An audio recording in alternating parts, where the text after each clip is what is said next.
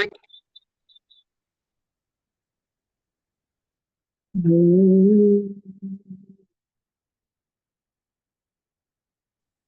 morning. Magic morning. Magic morning. Magic morning to all.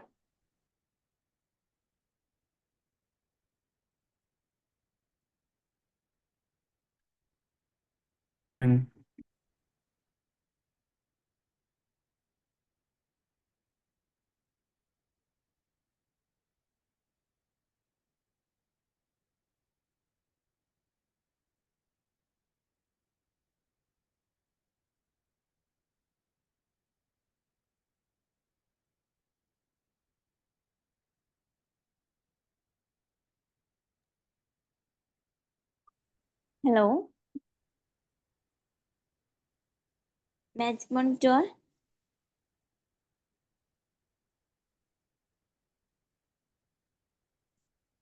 Hello, കേൾക്കാൻ പറ്റുന്നുണ്ടോ? കേൾക്കാം. Okay okay, thank U. എവിടെ എല്ലാവരും ഇവിടെ ഇല്ലേ? ആരുടെയും സൗണ്ട് ഒന്നും കേൾക്കാനില്ലല്ലോ.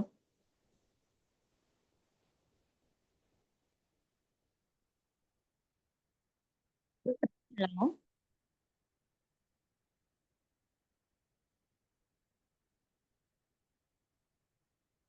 Hello, hello. കേൾക്കുന്നില്ലേ? കേൾക്കാമല്ലോ. Okay okay, thank you. അപ്പോൾ നമുക്ക് സ്റ്റാർട്ട് ചെയ്യാം.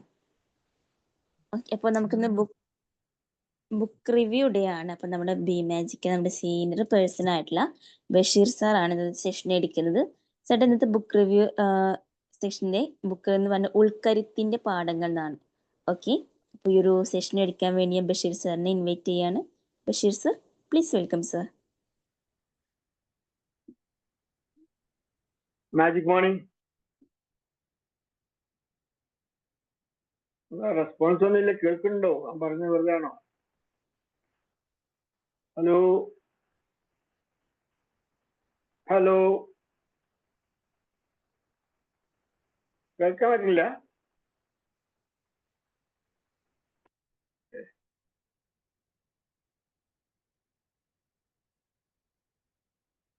മനുസാറെ, കേൾക്കുന്നുണ്ടോ?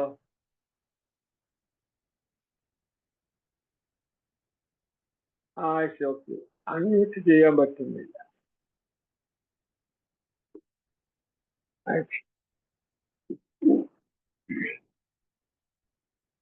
Magic morning. ഞാന്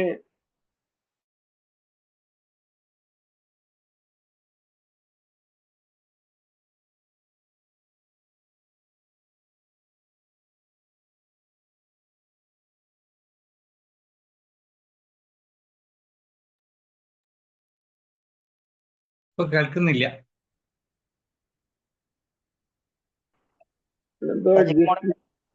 മാജിക് മോർണിംഗ് പോയോ? ആ ശരി, കേൾക്കുന്നുണ്ട്. കേൾക്കാം. ഓക്കെ. BS വാര്യരെ പറ്റി ആരെയും കേട്ടിട്ടുണ്ടോ ഇതില്? ആരേതാ സർ? BS വാര്യർ.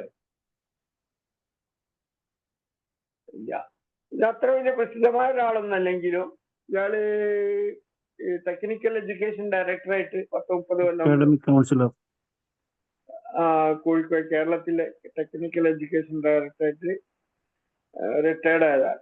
ഇയാള് നമ്മളെ കരിയർ ഗൈഡൻസിന്റെ ഒരു വളരെ കൊല്ലം മുമ്പ്, 25 കൊല്ലം മുമ്പ് ഞാൻ ഇയാളെ അന്ന് ഈ ക്ലാസുകൾ ഉണ്ടാവില്ല ഇയാളെ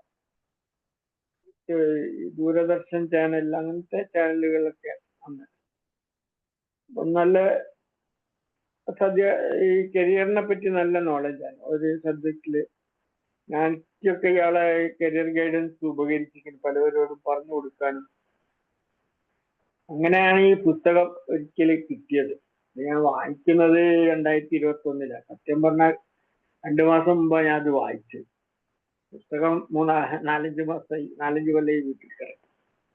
വായിച്ചു നോക്കുമ്പോൾ നല്ല ഒരു 375 തോട്ട്സാണ്, ചിന്തകൾ. നല്ല 10 500 പേജ് ഉള്ള ഒരു പുസ്തകം. പ്രാവശ്യത്തെ എൻ്റെ ബാംഗ്ലൂർ ട്രിപ്പിൽ ഇതാണ് ഞാൻ കൊണ്ടുപോയത്.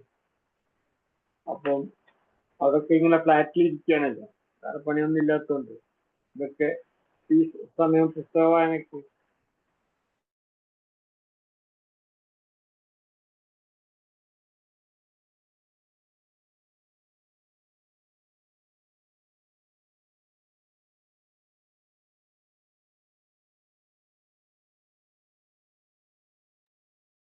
സർ മ്യൂട്ടാണ്.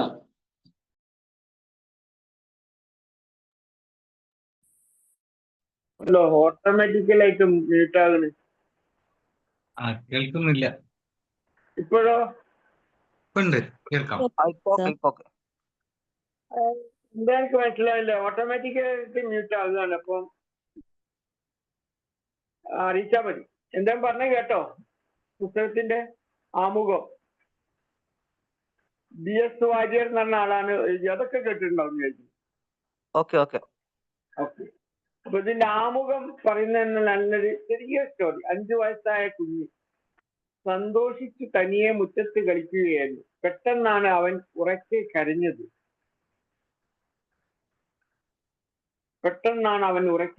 ചെമ്പ് കുടത്തിൽ അവന്റെ കൈ കുടുങ്ങി. എത്ര വലിച്ചിട്ടും പുറത്തു വരുന്നില്ല. കൈ വേദനിച്ചു തുടങ്ങി. കരയാതെ മറ്റു വഴിയില്ല. ഉറക്കെ കരഞ്ഞു. അമ്മ ഇറങ്ങി വന്നു. കുഞ്ഞിന്റെ കൈ പുറത്തെടുക്കാൻ ഏറെ നേരം ശ്രമിച്ചു. ഒരു പ്രയോജനമില്ലെന്ന സ്ഥിതി. എവിടെയെങ്കിലും കൊണ്ടുപോയി കുടം മുറിപ്പിക്കണം. എന്നാൽ അമ്മയ്ക്ക് പെട്ടെന്നൊരു ഉപായം തോന്നി. അവർ സ്വന്തം കൈ പരത്തി വിരലുകൾ വളയാതെ നീട്ടിപ്പിടിച്ചിട്ട് മകനോട് പറഞ്ഞു, മോനെ ഇപ്പം വേദന പോകും. അമ്മയുടെ കൈ നോക്കി. ഇതുപോലെ വിരലുകൾ വളയാതെ നീട്ടിപ്പിടിച്ച് കൈ പതുക്കെ പുറത്തേക്ക് വലിക്കുക. അമ്മ നിന്നെ പിടിക്കുന്നില്ല കുട്ടി. അത് പറ്റില്ലമ്മേ. വിരല് നീട്ടിയാൽ കയ്യിലിരിക്കുന്ന പൈസ താഴെ വീണു പോകും.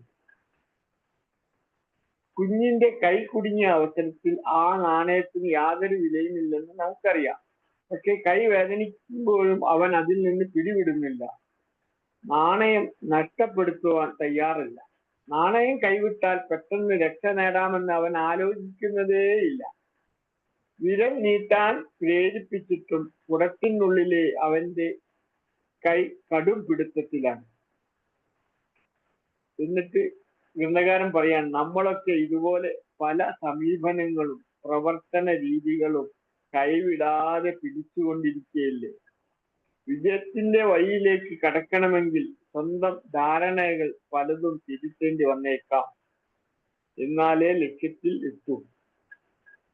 അങ്ങനെ പോയി ഇത് ഫുള്ള് പറയാൻ പറ്റില്ല. അങ്ങനെ ഞാനൊരു ഇമ്പോർട്ടന്റ് കുറെ അധ്യായങ്ങൾ പറയാം. 27 മറ്റൊരു പഞ്ചശീലം. വിജയത്തിലേക്ക് കുതിക്കാനുള്ള നിരവധി മന്ത്രങ്ങളുണ്ട്. ഇവയിൽ ശ്രദ്ധേയമായതാണ് വചനം. നിന്നെ തന്നെ അറിയുക. Self awareness. ഇന്നലെ നമുക്ക് സെൽഫ് അവയർനെസിന്റെ ഒരു ക്ലാസ് ഉണ്ടായിരുന്നല്ലോ, ഓർക്കുന്നുണ്ടോ? ഇന്നലത്തെ ശിക്ഷാന്റെ ലോ ഓഫ് അട്രാക്ഷനില് ഇമോഷണൽ ഇന്റലിജൻസിൽ ഫസ്റ്റ് സെൽഫ് അവയർനെസ്. അപ്പൊ അതിൽ സെൽഫ് അവയർനെസിന്റെ ഒരു പഞ്ചശീലം, ഏത് വ്യക്തിബന്ധത്തിന്റെയും തുടക്കം ഞാൻ എന്നതിലാണ്. ഈ അറിവുമായി ബന്ധപ്പെട്ട് 5 ശീലങ്ങൾ ഉറപ്പാക്കാൻ കഴിഞ്ഞാൽ നന്ദി. 5 ശീലങ്ങൾ എന്താ വെച്ചാൽ, 1, എനിക്ക് എന്നെ അറിയാം. 2, എന്നോട് ഞാൻ സത്യസന്ധത പുലർത്തുന്നു. 3, എന്നെ ഞാൻ സ്നേഹിക്കുന്നു. എന്നെ ഞാൻ പരിപൂർണമായി വിശ്വസിക്കുന്നു. 5, എനിക്ക് എന്നോട് ബഹുമാനമുണ്ട്. ഇത് നമ്മൾ സെൽഫ് അവയർനെസിന്റെ ഒരു ബേസിക് ആണ്. എനിക്ക് എന്നെ തന്നെ അറിയണം. എനിക്ക് ചെയ്യാൻ കഴിയുമെന്ന് ഞാൻ കരുതുന്ന കാര്യങ്ങളെ അടിസ്ഥാനമാക്കിയാണ് ഞാൻ എന്നെ വിലയിരുത്തുക. എനിക്ക് നമ്മളെ പറ്റിയ ഒരു ഇതുണ്ടല്ലോ, എനിക്കിത് ചെയ്യാൻ പറ്റും, അത് എനിക്ക് മാത്രമേ അറിയുള്ളൂ. അപ്പൊ അങ്ങനെ ആണ് നമ്മൾ വിലയിരുത്തുക. പക്ഷേ ഞാൻ ചെയ്തു കാണിച്ചിട്ടുള്ള കാര്യങ്ങളെ മാത്രം ആധാരമാക്കിയായിരിക്കും അന്യർ എന്നെ വിലയിരുത്തുന്നത്. മറ്റുള്ളവർ നമ്മൾ എന്താ ചെയ്തതെന്ന് വെച്ചാൽ അത് നോക്കിയിട്ടാണ് നമ്മളെ ഇയാള് കൊള്ളാം ഇല്ല കൊള്ളില്ല എന്ന് തീരുമാനിക്കും. നമ്മൾ സ്വയം എല്ലായിടത്ത് ഇതൊക്കെ എനിക്ക് ചെയ്യാൻ പറ്റും. തന്നെ താൻ അറിഞ്ഞില്ലെങ്കിൽ പിന്നെ താൻ അറിയും. തന്നെ അറിഞ്ഞവൻ തലവനെന്നും മറക്കാതിരിക്കുക. സിനിമയില് ഇയാള് പറയുന്നത് ആർക്ക് ഓർമ്മ ഉണ്ടോ പടം? പിറവട്ടം പപ്പുവിന്റെ ഒരു ഡയലോഗ്. ജന്മാവിൻ കൊമ്പത്ത്. അതെ അതിന്റെ ഒരു ഭാഗമാണിത്.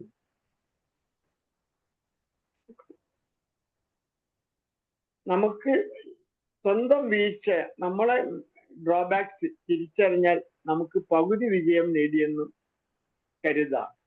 ഞാനിങ്ങനെ ഓട്ടപ്രദക്ഷിണാണ്. ഞാൻ ഒന്നായിട്ട് ഇങ്ങനെ വായിച്ചാൽ ഇത് 500 പേജാണ്. ഒന്നും എവിടെ എത്തൂല്ല. അങ്ങനെ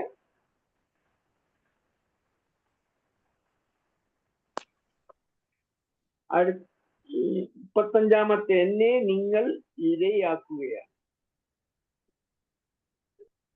അത് വേറെ സബ്ജക്റ്റാണ്. ഏതു നേരത്തെ ഇങ്ങനെ ചിന്തിക്കുന്നവരേറെ കിട്ടാമായിരുന്നു. സ്വന്തം വീഴ്ച കാരണം കിട്ടാതെ പോകുമ്പോഴെല്ലാം അന്യർ കബളിപ്പിച്ചെന്ന് കരുതി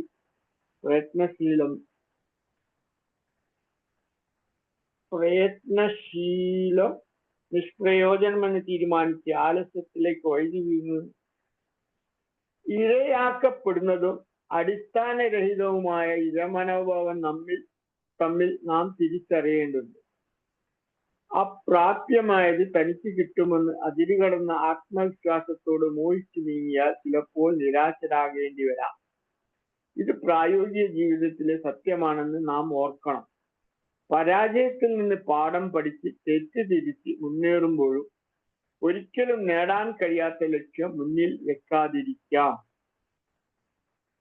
പറഞ്ഞ് സമ്മതിച്ച സമയത്ത് സുഹൃത്ത് കാണാനെത്തിയില്ലെന്നിരിക്കട്ടെ, അയാൾ എന്നെ പറഞ്ഞു പറ്റിച്ചെന്ന് ഉടൻ തീരുമാനിക്കേണ്ടതില്ല. സുഹൃത്തിന് വരാൻ കഴിയാത്തതിന് കാരണം പറയാനുണ്ടെങ്കിലും മനോഭാവക്കാരൻ അത് ശ്രദ്ധിക്കില്ല. സുഹൃത്ത് മനപൂർവ്വം തന്നെ കാത്തിരുത്തി എന്ന മുൻവിധി മനസ്സിൽ വന്നാൽ പിന്നെ അയാൾ പറയുന്നത് വിശ്വസിക്കില്ല. സുഹൃത്തുമായി അകലാൻ ഈ ചെറിയ കാരണം വഴിവെച്ചെന്നും വരാം.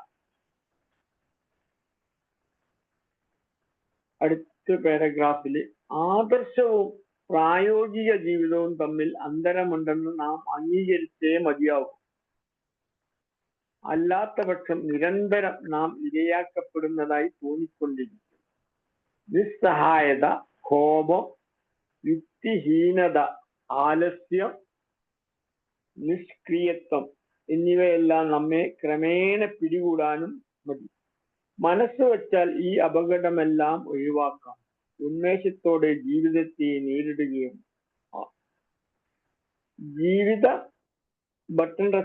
ജീവിതം മത്സരമാണ്, ഇരയാകാനല്ല. അന്യരെ ഇരയാക്കാനുള്ള മത്സരം. അത് ഒരു കൂട്ടിയാണ്.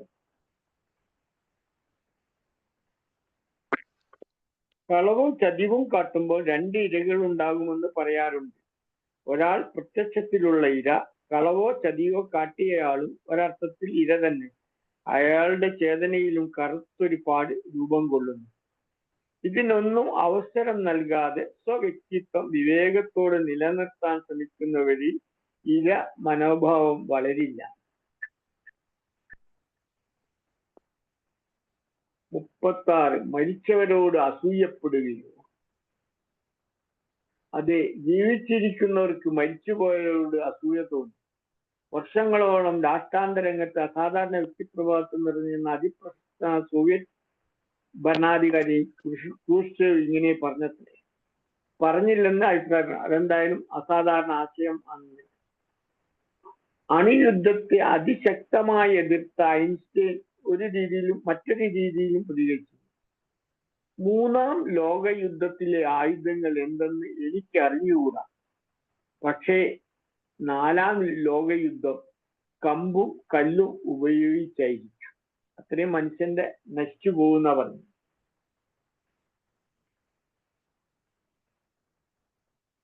ഇതിൽ ഓരോരുത്തർ കോട്ടിങ് ഉണ്ട് കേട്ടോ, കുറേ കോട്ടിങ് ഉണ്ട്. പരിധിയിലുള്ള നിരാശയെ അംഗീകരിച്ച് അനന്ത പ്രതീക്ഷയെ വരിക്കണമെന്ന് മാർട്ടിൻ ലൂതർ കിംഗ് ജൂനിയർ പറഞ്ഞു. എത്ര വലിയ ആശാഭംഗം വന്നുകൂടിയാലും ആഴത്തിലുള്ള അഭിവാഞ്ചയോടെ മികച്ച ലക്ഷ്യം കൈവരുത്താൻ ഓരോ ദിവസവും രാവിലെ ദൃഢപ്രതിജ്ഞ ചെയ്ത് മുന്നേറണമെന്ന് അമേരിക്കൻ എഴുത്തുകാരി മാർത്ത സ്നെൽ. അത് നമ്മളെ എഫർമേഷന്റെ കാര്യമാണ്. എഫർമേഷൻ ഡെയിലി ചെയ്യാനുള്ള അത് ഇടയ്ക്കിടയ്ക്ക് ഇത്തരം ഇതിനെ ഉറപ്പിക്കാൻ നല്ലതാണ്.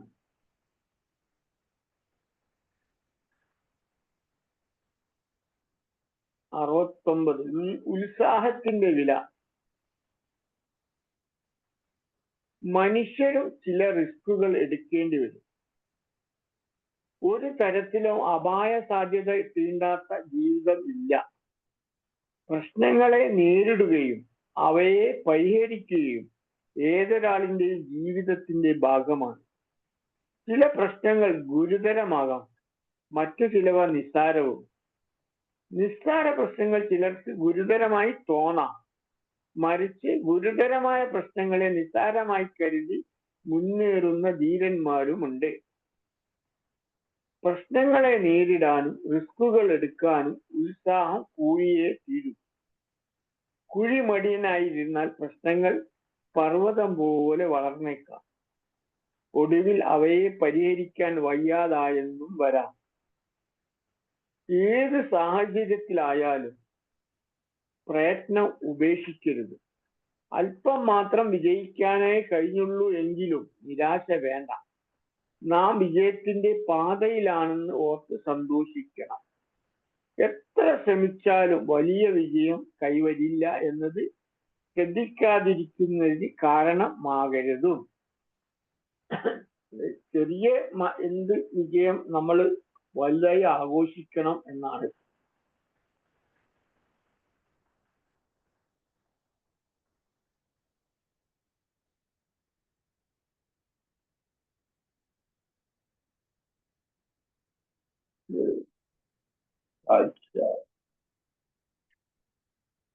തിരുക്കുറളിനെ പറ്റുന്ന കുറച്ച് വാചകങ്ങളാണ്. തിരുക്കുറൾ അറിയോ? ആർക്കെങ്കിലും കേട്ടിട്ടുണ്ടോ?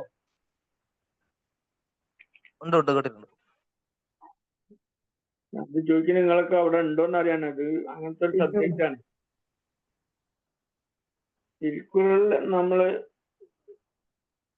തമിഴിലുള്ളൊരു വേദാണ്. 1330 കുറളുകൾ വേദത്തിന് തുല്യമെന്ന് കരുതി വരും. 2 വരികളിലായി 4, 3, 7 വാക്കു വീതമുള്ള തമിഴ് ഈരടിയാണ് കുറൾ.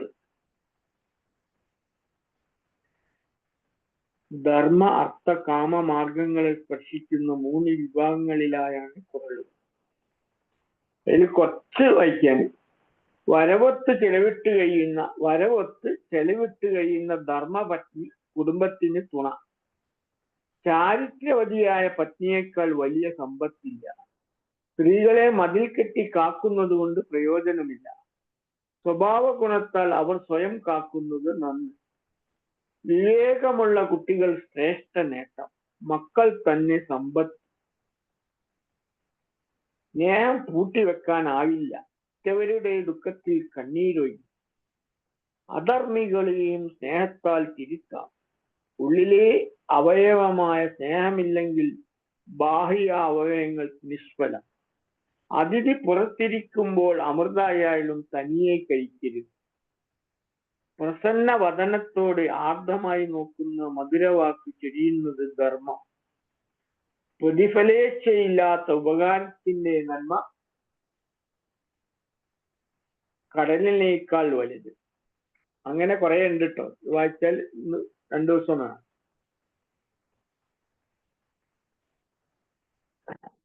ഒത്തുപിടിച്ചാൽ 160 മലയും നീങ്ങും. ഈ മൗണ്ടൻ മാൻ ഓഫ് ഇന്ത്യ എന്ന് പറഞ്ഞിട്ട് ഒരാളുണ്ട്. ബീഹാറിലാണ്. ആരെയും കേട്ടിക്കണോ ആളെ പേര്? കേട്ടിട്ടുണ്ട് സാർ, പക്ഷെ പേര് മറന്നു. ദശരഥ് മാൻഷി. അദ്ദേഹം മതിയോ?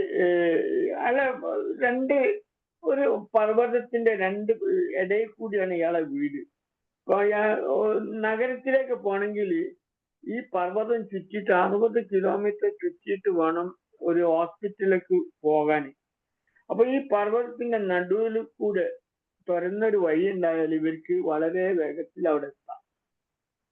ഈ മനുഷ്യന്റെ ഭാര്യ മരണപ്പെടുക, അത് കൃത്യസമയത്ത് ഹോസ്പിറ്റലിൽ എത്തിക്കാത്തതിന്റെ പേര്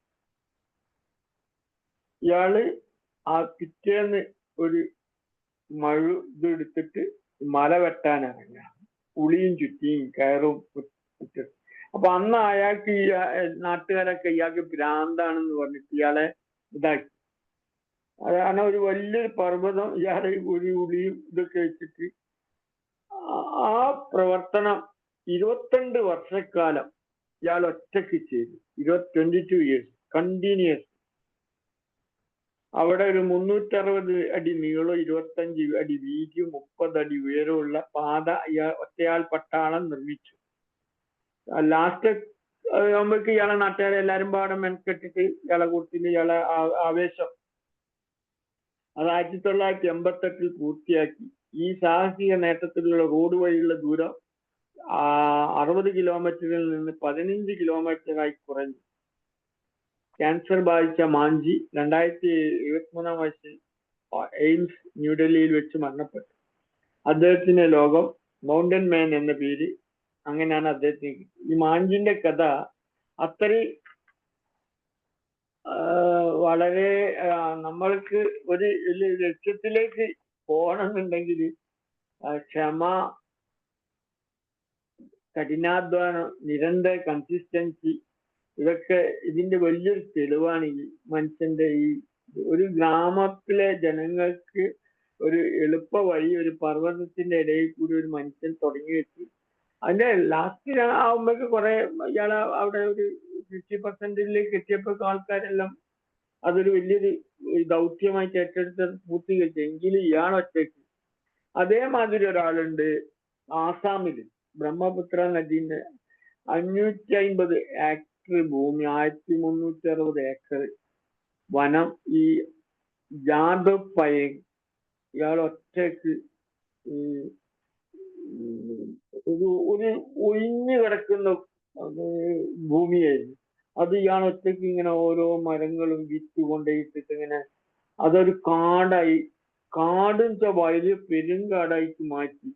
അവിടെ ലാസ്റ്റില് മൃഗങ്ങൾ, മാന്, കഴുകൻ, കടുവ ഒക്കെ വരുന്ന 30 കൊല്ലം ഇയാൾ നിരന്തര പ്രവർത്തനം ചെയ്ത് ഇയാൾ ഇതൊരു വലിയൊരു 1360 കോടി ഏക്കർ ഭൂമി ഇയാൾ ഒറ്റയ്ക്ക് അത് ഒരു കാടാക്കി മാറ്റി.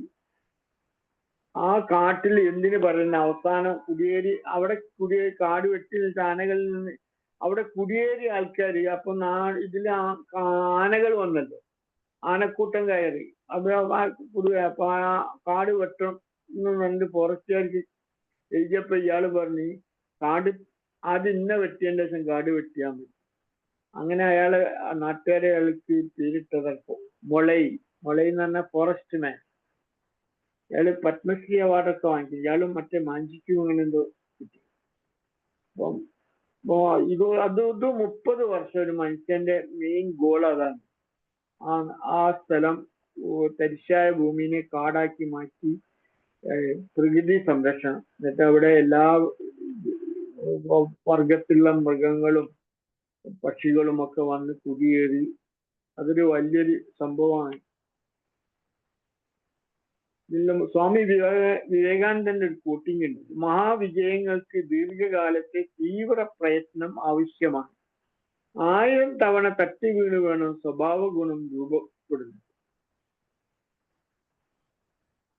തടസ്സങ്ങളെയും നിരുത്സാഹ ശ്രമങ്ങളെയും അസാധ്യതകളെയും ചെറുത്തു തോൽപ്പിച്ചുകൊണ്ടുള്ള സ്ഥിരത, നിരന്തര പ്രയത്നം, ദൃഢനിഷ്ഠ എന്നിവ സുശക്ത മനസ്സിനെ ദുർബല മനസ്സിൽ നിന്ന് വേർതിരിച്ചു കാട്ടും. ഈ ദശരഥ് മാഞ്ചിയും ജാദവ് പയങ്ങൊക്കെ കോമൺ മാന്റെ ഏറ്റവും അടിയിലെ കോമൺ മാൻ ആയിരുന്നു. വലിയ വിവരമുള്ള അങ്ങനെ വായിച്ചറിവോ അല്ലെങ്കിൽ ബാക്കിയുള്ളതൊന്നും സാധാ മനുഷ്യന്മാര് അവര് ചെയ്ത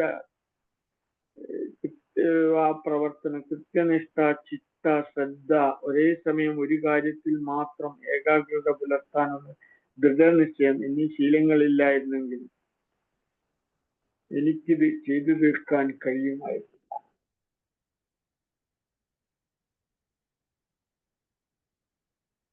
ഇരുന്നൂറ്റി ചിന്തിക്കാൻ, ഇതിന്റെ ഇടയിൽ കുറെ വിട്ടുകിട്ടാന് ഫുള്ള് പറഞ്ഞാല് എവിടെ എത്തില്ല.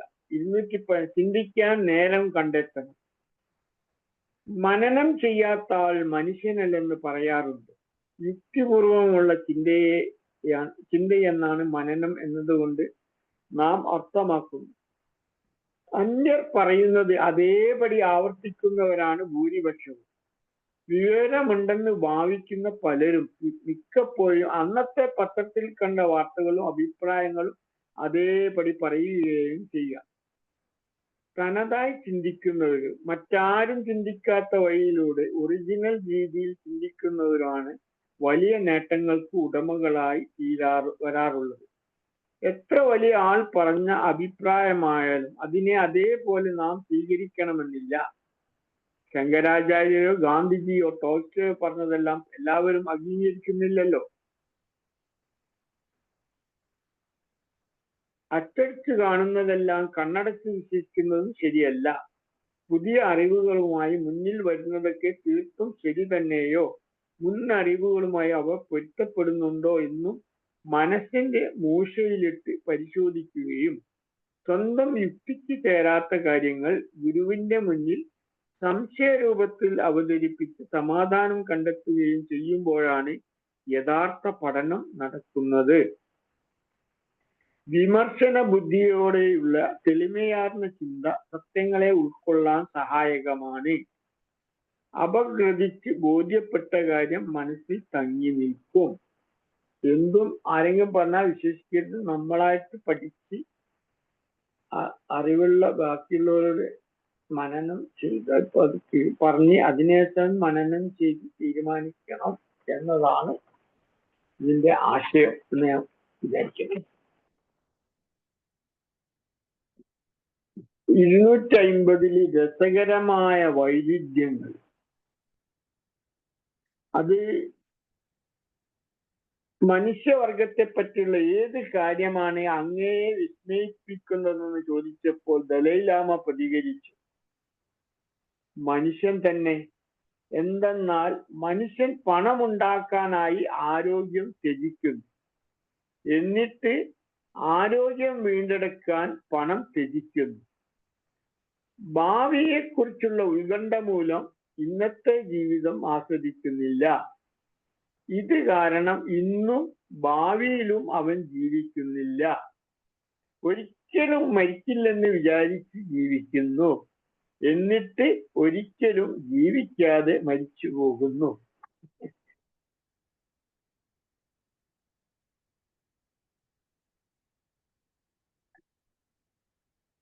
പിന്നെ ടീം സക്സസിനെ പറ്റി പറയുന്ന ഒരാള്, അതില് ഒരാൾക്ക് വകയിരുത്തി നൽകിയ ചുമതലകളുടെ നിർവഹണത്തിൽ അനാവശ്യമായി മറ്റുള്ളവർ ഇടപെടാതെ സംയമനം പാലിക്കുന്നതും ഉപദേശമോ സഹായമോ ആവശ്യമെങ്കിൽ അവ മടികൂടാതെ ചോദിക്കുകയും മറ്റുള്ളവർ ഇക്കാര്യങ്ങൾ സഹകരിക്കുക എന്ന മട്ടാവുമ്പോൾ എല്ലാവർക്കും അർഹമായ പ്രാധാന്യം കിട്ടും, ടീം പ്രവർത്തനം സുഗമമാവുകയും ചെയ്യും.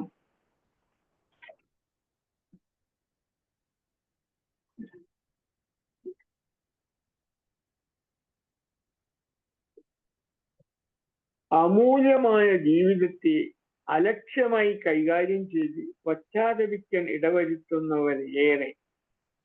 തുടക്കത്തിലേക്ക് മടങ്ങിപ്പോയി പുതിയ തുടക്കം കുറിക്കാൻ ആർക്കും കഴിയില്ല. പക്ഷെ ഇന്ന് തുടങ്ങി വേണ്ട വിധം പ്രവർത്തിച്ച് പുതിയ തുടക്കം ആസൂത്രണം ചെയ്യാൻ ആർക്കും കഴിയും. അയ്യോ, ഇപ്പോൾ വൈകിപ്പോയല്ലോ എന്ന് ചിന്തിക്കാൻ വഴിവെക്കാത്തവർ ഭാഗ്യവാന്മാർ. അവസാന കണക്കെടുപ്പിൽ ജീവിതത്തെ അളക്കുന്നത് നിങ്ങൾ എത്ര സാധനങ്ങൾ വാങ്ങിക്കൂട്ടി എന്നല്ല, നിങ്ങൾ പോകുമ്പോൾ എത്ര തുള്ളി കണ്ണീർ വീണു എന്നതാവും ശരി.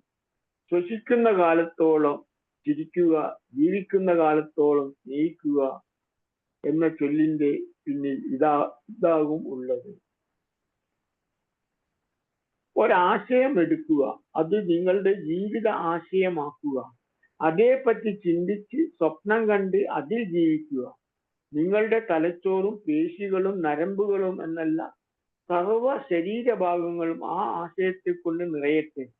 മറ്റു ആശയങ്ങളെ വെറുതെ വിടുക. ഇതാണ് നിശ്ചയത്തിന്റെ പാത.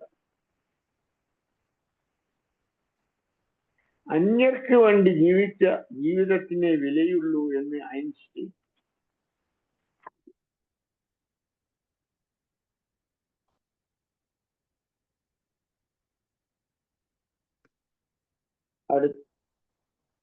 കാര്യക്ഷമത. സീനിയോറിറ്റി സിൻഡ്രോം പലരെയും പിടികൂടാറുണ്ട്. ഏതെങ്കിലും മേഖലയിൽ കുറെ കാലം പ്രവർത്തിച്ച് പ്രാവീണ്യം ആർജിച്ചു കഴിഞ്ഞാൽ തന്നെ പിന്നെ ചെറിയ കാര്യങ്ങൾ നേരിട്ട് ശ്രദ്ധിക്കേണ്ട, അതൊക്കെ താഴെത്തട്ടിലുള്ളവർക്കുള്ളതാണ്. പുതിയ കാര്യങ്ങൾ പഠിക്കേണ്ടതില്ല, എല്ലാം എനിക്കറിയാം എന്നൊക്കെ ചിന്തിക്കുന്ന ശൈലി. ഈ സമ്പ്രദായം കാര്യക്ഷമതയുടെ ലക്ഷണമാണെന്ന് വീമ്പിളക്കുക കൂടിയാകുമ്പോൾ സ്ഥാപനത്തിന്റെ കാര്യം തകരാറിലാകുന്നു. ചർച്ച ചെയ്ത് തീരുമാനങ്ങൾ കൈക്കൊള്ളണം. ചർച്ചയിൽ എല്ലാവരും പങ്കെടുക്കണം. അഭിപ്രായ വ്യത്യാസങ്ങൾ വരുമ്പോൾ ഓരോരുത്തരും പറയുന്നത് ശ്രദ്ധിച്ചു കേട്ട് ഏറ്റവും നല്ല അഭിപ്രായം അംഗീകരിക്കുകയും തുടർന്ന് അത് എല്ലാവരും സന്തോഷത്തോടെ സ്വീകരിക്കുകയും വേണം. ഇനി അത് പിന്നീട് തെറ്റെന്ന് വന്നാൽ ഞാൻ അന്നേ പറഞ്ഞില്ലേ എന്ന മട്ടിലുള്ള സമീപനം വേണ്ട. അടിയന്തര സൈനിക പ്രവർത്തനം പോലെ ചിലതിൽ എല്ലാവരെയും ചേർത്തുള്ള ചർച്ച അപ്രായോഗികമാണെന്നത് മറ്റൊരു കാര്യം. ചുമതലകൾ പങ്കുവെക്കുന്നത് നിർണായകമാണ്. ഓരോ മേഖലയിലും താല്പര്യവും പ്രാവീണ്യമുള്ളവർക്ക് അതത് മേഖലയിൽ തന്നെ പ്രവർത്തിക്കാൻ സൗകര്യം നൽകിയാൽ കാര്യക്ഷമത ഉയരും. ടീം അംഗങ്ങളുടെ ചെറിയ നേട്ടങ്ങൾ പോലും മറ്റുള്ളവർ ശ്രദ്ധിക്കുകയും അംഗീകരിച്ച് പ്രോത്സാഹിപ്പിക്കുകയും വേണം. അതോടെ കുറെ കൂടി മെച്ചമായ കാര്യങ്ങൾ ചെയ്ത് കാട്ടണമെന്ന് ഓരോരുത്തർക്കും തോന്നുന്ന നില വരും. അന്യരുടെ നേട്ടങ്ങൾ കണ്ടില്ലെന്ന് നടിക്കുകയും തെറ്റുകൾ പെരുപ്പിച്ച് സ്വയം മേനി നടിക്കുകയും ചെയ്യുന്നത് നല്ല ടീം വർക്കിന്റെ ശീലമല്ല.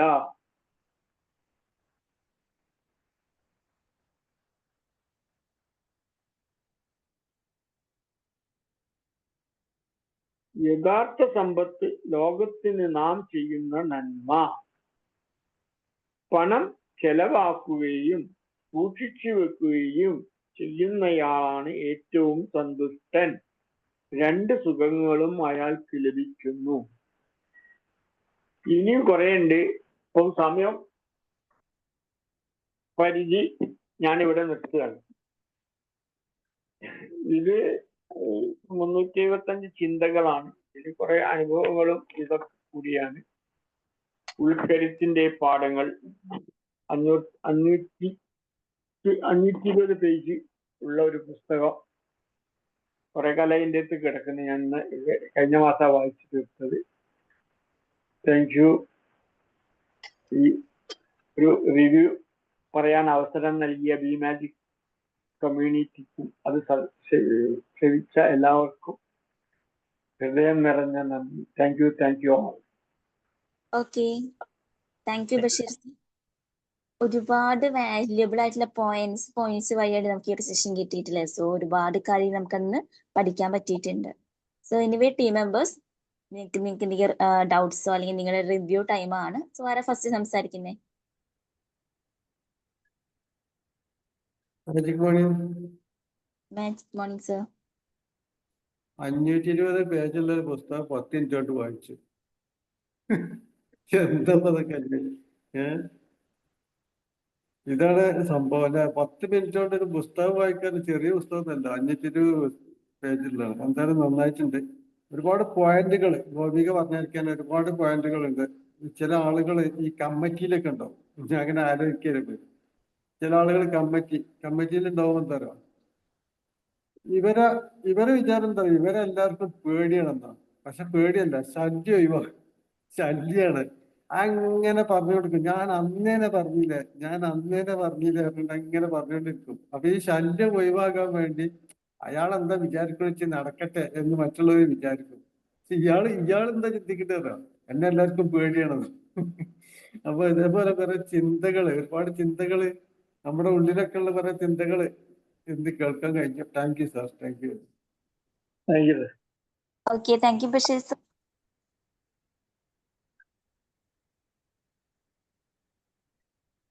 നമസ്കാരം ബഷീർ സാർ. നമസ്കാരം. ഓക്കെ, നല്ലൊരു ക്ലാസ് ആയിരുന്നു. വളരെ ആഴത്തിൽ ചിന്തിപ്പിക്കാനും കോഴ്സുകളും അതുപോലെ തന്നെ കുറെ വേണ്ടപ്പെട്ട പോയിന്റുകളൊക്കെ ലഭിച്ചു. നല്ലൊരു class. Thank you. Thank you. Okay sir, thank you. Then next വേറെ ആരാ സംസാരിക്കുന്നേ? Magic morning. Magic morning sir. Basheer sir, mountain man പറ്റിയിട്ട് പല പ്രാവശ്യങ്ങൾ കേട്ടിട്ടുണ്ട്, വായിച്ചിട്ടുണ്ട്. പക്ഷെ സാറിന് പറഞ്ഞ രണ്ടാമത്തെ ആളെ പറ്റി അത്ര ഒരു കേട്ടിട്ടില്ല, വായിച്ചിട്ടില്ല അത്. പക്ഷെ എന്തായിരുന്നാലും അവർ രണ്ടുപേരും ചെയ്തത് അവർക്ക് വേണ്ടിയല്ല, അവരുടെ നാടിനും വേണ്ടിയല്ല, ഈ ലോകത്തിനും വേണ്ടിയാണ്. അതന്നെയാണ് ഏറ്റവും വലിയ മഹത്തായ സന്ദേശം. 1-2 വർഷങ്ങളല്ല, 22-30 വർഷങ്ങൾ എടുത്തിട്ട് ആ ഒരു ചിന്ത മാത്രമേ അവരുടെ നാടിന് വേണ്ടിയിട്ട്, ലോകത്തിന് വേണ്ടി ചെയ്തത്. അപ്പോ അതുപോലെ തന്നെ നമ്മുടെ വിവേകാനന്ദൻ പറഞ്ഞൊരു കോട്ടുണ്ടല്ലോ, അതും വളരെ വളരെ കേട്ടിട്ടുണ്ട്. പക്ഷെ അങ്ങനെ ഇതെല്ലാം നമ്മൾ കേട്ടിട്ടുണ്ട്, വായിച്ചിട്ടുണ്ട്. പക്ഷെ അതെല്ലാം സ്വന്തം ജീവിതത്തിൽ പകർത്താനാണ് നമുക്ക് ഇന്ന് ഭയങ്കര പ്രയാസം സാർ. അതൊരു നമ്മൾ വായിക്കുന്നുണ്ട്, വായിച്ചിട്ടെല്ലാം പോകുന്നുണ്ട്, എല്ലാം അറിയുന്നുണ്ട്. പക്ഷേ അത് സ്വന്തം ജീവിതത്തെ പകർത്തും പോകാൻ വേണ്ടിയിട്ട് ഭയങ്കര ഒരു ബുദ്ധിമുട്ട്, നമുക്കത് പറ്റുന്നില്ല. അതാണ് ഇന്നത്തെ കാലത്ത് എല്ലാവർക്കും സംഭവിക്കുന്നത്. അതെന്നാലും കുറഞ്ഞ സമയം എടുത്ത് ദോസാഖ് സാർ പറഞ്ഞ പോലെ തന്നെ കുറഞ്ഞ സമയം എടുത്തിട്ട് എത്രയും നല്ല ഒരു വിലയിരുത്തൽ നടത്തിയ സാർ, thanks sir. Thank you. Thank you. Thank you. Okay, thank you Saneesh sir. Shiny ma'am ഇടയ്ക്കൊന്ന് അൺമ്യൂട്ട് ചെയ്തിട്ടുണ്ടായിരുന്നു. ബഷീർ സാർ, എനിക്ക് VS വാര്യരുടെ ഒരു വേറെ 1-2 ബുക്കുകൾ എൻ്റെ കയ്യിലുണ്ട്. പക്ഷെ ഇത് ഞാൻ കേട്ടിട്ടില്ല. ഉൾക്കാഴ്ച അല്ലേ സാർ ബുക്കിന്റെ പേര്? അതെ, ഉൾക്കരുത്തിന്റെ പാഠങ്ങൾ. ഉൾക്കരുത്തിന്റെ പാഠങ്ങളൊക്കെ എന്തായിരുന്നാലും നമ്മളൊരു ബുക്കിന്റെ റിവ്യൂ കേൾക്കുമ്പോഴത്തേക്ക് അത് നമുക്ക് വാങ്ങിക്കണമെന്ന് തോന്നുന്ന ഒരു ബുക്ക്. എന്തായിരുന്നാലും സാറ് ഇതിനെ പറ്റി ഈ ബുക്കിനെ പറ്റി പറഞ്ഞതുകൊണ്ട് തന്നെ ഞാൻ ഉറപ്പായിട്ടും വാങ്ങിക്കും സാർ. ഒരുപാട് പോയിന്റുകളുള്ള നല്ലൊരു ബുക്ക്. പക്ഷെ ഇത് പറഞ്ഞ പോലെ നമ്മൾ ആ മലയുടെ ഒരു മാൻ ഓഫ് ദി മൗണ്ടൻ എന്ന് പറയുന്ന അദ്ദേഹത്തിനെ പറ്റി കേട്ടിട്ടുണ്ട്. മൗണ്ടൻ മാൻ. പക്ഷേ രണ്ടാമത് സാറ് പറഞ്ഞ ആ വനത്തിന്റെ അത് കേട്ടിട്ടില്ല. അത് ഈ ബുക്കിൽ പരാമർശിക്കുന്ന ആളാണോ സാർ? അത് ഇതിലുണ്ട്. അത് ആസാമിലാണ്. അതായത് ആസാമിലൊരു ദ്വീപായിട്ടാണത്. ഇതുണ്ട്, ഫോറസ്റ്റ് മാൻ ഓഫ് ഇന്ത്യ എന്ന് അടിച്ചാൽ കിട്ടും. Forest man of India. Okay. അത് ഒരു പുതിയ അറിവായിരുന്നു, ഞാൻ കേട്ടിട്ടേ ഇല്ല. രണ്ടാൾക്കാരുള്ളൂ, mountain man of India, forest man of India. കൂടുതൽ സെർച്ച് ചെയ്ത ആളെ ഇത് കൃത്യമായിട്ട് അറിയാം. എന്തായിരുന്നാലും നല്ലൊരു സെക്ഷൻ ആയിരുന്നു സാർ. കുറെ അറിവുകൾ കിട്ടിയ നല്ലൊരു സെക്ഷൻ. Thank you sir. ഇനിയും വീണ്ടും ഒരു നല്ലൊരു ബുക്കുമായിട്ട് വരണം sir. Thank you sir. Okay, thank you Shiny ma'am. Magic morning. Good morning Mani sir. നല്ലൊരു സെക്ഷനാണ് അത്. ഒരുപാട് നമ്മളെ ജീവിതം അമൂല്യമാണെന്ന് പറയുമ്പോൾ അതിൻ്റെ അകത്ത് നമ്മളെ ഉൾക്കരുത്തോട് കൂടിയിട്ട് എങ്ങനെ മുന്നോട്ട് പോകണം എന്നുള്ളത് ഒരുപാട് പോയിന്റ് കൂടെ ഇന്ന് പറഞ്ഞു തന്നിട്ട്. അതിൽ ഏറ്റവും വലുത് ഇപ്പോൾ നമ്മൾ പറയുകയാണെങ്കിൽ ആ തിരുക്കുറളിന്റെ ആ വാക്കുകളും, അത് പിന്നെ ഈ മൗണ്ടൻ മാനും ഫോറസ്റ്റ് മാൻ്റെ ഒക്കെ സ്വന്തം എക്സ്പീരിയൻസ്, അന്യർക്ക് വേണ്ടി ജീവിക്കുക എന്നുള്ള ആ ഒരു കാര്യങ്ങളും, അതുപോലെ തന്നെ നമ്മൾ സെൽഫ് അവയർനെസ്, അത് നമ്മൾ ആരാണ്, എങ്ങനെ നമ്മളെ വിശ്വസിക്കണം, നമ്മളെ ബഹുമാനിക്കണം, നമ്മളെ സ്നേഹിക്കണം എന്നുള്ള ആ ഒരു ഇത് നമ്മൾ ആ തോട്ട് വന്നു കഴിഞ്ഞാൽ തന്നെ പകുതി നമ്മൾ ഇതായി കഴിഞ്ഞു എന്നുള്ളതാണ് പറഞ്ഞത്. അതുപോലെ തന്നെ നമ്മൾ ക്രിട്ടിക്കലായിട്ട് തിങ്ക് ചെയ്യുക, അത് നമ്മൾ നമ്മൾ പ്രയത്നം ഒഴിവാക്കാതെ മുന്നോട്ട് പോവുക, തുടരുക തന്നെ ചെയ്യുക എന്നുള്ളതാണ്. അപ്പോൾ ബഷീർ പറഞ്ഞ പോലെ ആ സീനിയോറിറ്റിയുടെ സിൻഡ്രോം എന്താ പറഞ്ഞല്ലോ, സീനിയോറിറ്റി അല്ല, നമ്മൾ ഈ സീനിയർ ആയി കഴിഞ്ഞ് ഇനി ഇതിൻ്റെ അകത്ത് പുതിയതൊന്നും പഠിക്കാനില്ല, മറ്റുള്ളവർ ചെയ്തോളൂ, അങ്ങനെയുള്ള ആ ഒരു ഇതായിട്ട് നമ്മൾ ആ കളത്തിലേക്ക് ഇറങ്ങിക്കൊണ്ട് വെക്കുക, മുന്നോട്ട് പോവുക, കിട്ടുന്ന പ്രായോഗികമായിട്ടുള്ള എക്സ്പീരിയൻസ് വീണ്ടും വീണ്ടും നമുക്ക് ലഭിക്കുന്ന ക്ലാസ്സുകളും അതേപോലെ തന്നെ ബുക്കുകളും വായിച്ച് ഞങ്ങൾ മുന്നോട്ട് പോവുക എന്നുള്ളതാണ്. ഒരുപാട് പോയിന്റാണ് ഇന്ന് പറഞ്ഞത്. അതുപോലെ തന്നെ മഹത് വ്യക്തികൾ കുറെ ആൾക്കാർ ഐൻസ്റ്റൈൻ്റെയും വിവേകാനന്ദന്റെയും ഒക്കെ കാര്യം, ദലൈലാമന്റെ ഒക്കെ പറഞ്ഞു തന്നിട്ടുണ്ട്. അപ്പൊ അവരെ കോട്ടിങ് എല്ലാം ശരിക്കും മഹത്തായതാണ്. ഇപ്പൊ തിരുക്കുറളിൽ തന്നെ നമ്മള് പറയാ ഒത്തുപിടിച്ച മലയും പോരും എന്നുള്ള കാര്യം പറഞ്ഞിട്ടുണ്ട്. നമ്മള് പ്രതിഫലിച്ച കൂടാതെ ചെയ്യുന്ന കർമ്മത്തിനെ പറ്റിയിട്ട് പറഞ്ഞു തന്നിട്ടുണ്ട്. അപ്പം വളരെ വളരെ ഒരുപാട് പോയിന്റുകളാണ് ഇന്ന് കിട്ടിയത്. ശരിക്കും പറഞ്ഞാൽ ആ 375 പേജുള്ള ആ ബുക്കിലെ ശരിയായ കണ്ടന്റ്, രത്ന ചുരുക്കം, അതായത് ഏറ്റവും നല്ല പോയിന്റുകൾ സെലക്ട് ചെയ്തിട്ട് നമ്മളിലേക്ക് എത്തിച്ചേർന്നാണ്. Thank you very much. Hats off. Thank you. Magic morning Basheer sir. വളരെ റസാഖ് സാർ പറഞ്ഞ മാതിരി, സാറൊക്കെ പറഞ്ഞ മാതിരി ഇത്രയും വലിയൊരു ബുക്ക് ചുരുങ്ങിയ സമയം കൊണ്ട് എന്ന് പറഞ്ഞാല് ആരോ പറയാറുണ്ടല്ലോ പണ്ടുള്ളവര്, നിത്യാഭ്യാസി ആനയെ എടുക്കുന്നു. എനിക്കതാണ് ഓർമ്മ വന്നത്. കാരണം അത്രയും പുസ്തകം വായിച്ചതിന്റെ ഒരു എക്സ്പീരിയൻസിലാണ്, അത്ര എക്സ്പീരിയൻസ് ഉള്ള ആളുകൾക്കൊക്കെ ഇത്ര ചെറിയ ഒരു സമയം കൊണ്ട് അതിന്റെ രത്ന ചുരുക്കൊക്കെ പറയാനും അത് മറ്റുള്ളവർക്ക് മനസ്സിലാക്കാനും പറ്റുള്ളൂ എന്നുള്ളതാണ്. അത് നല്ല പോയിന്റുകളാണൊക്കെ. പിന്നെ പറഞ്ഞ പോലെ ഈ അടുത്ത കാലത്തൊക്കെ ഞാൻ കേട്ടു ഫോറസ്റ്റിന്റെ, അതേപോലെ ഇതൊക്കെ ഈ റീൽസിലും ഇതിലൊക്കെ ഉണ്ട്. അങ്ങനത്തെ ശ്രദ്ധിക്കാതെ പോയിട്ടാണ്.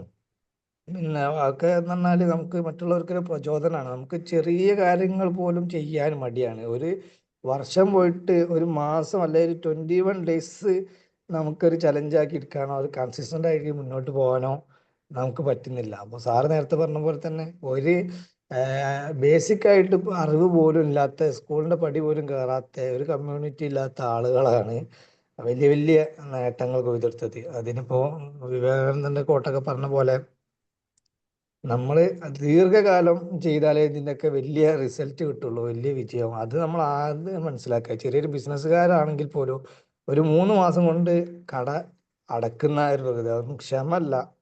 ഒരുപാട് കാര്യങ്ങൾ ഈ ചുരുങ്ങിയ സമയം കൊണ്ട് മനസ്സിലാക്കാൻ പറ്റി എന്നുള്ളതാണ്. ഏതായാലും അടുത്ത ഭാഗം ഇതിനുണ്ടാവുമെന്ന് പ്രതീക്ഷിക്കുന്നു.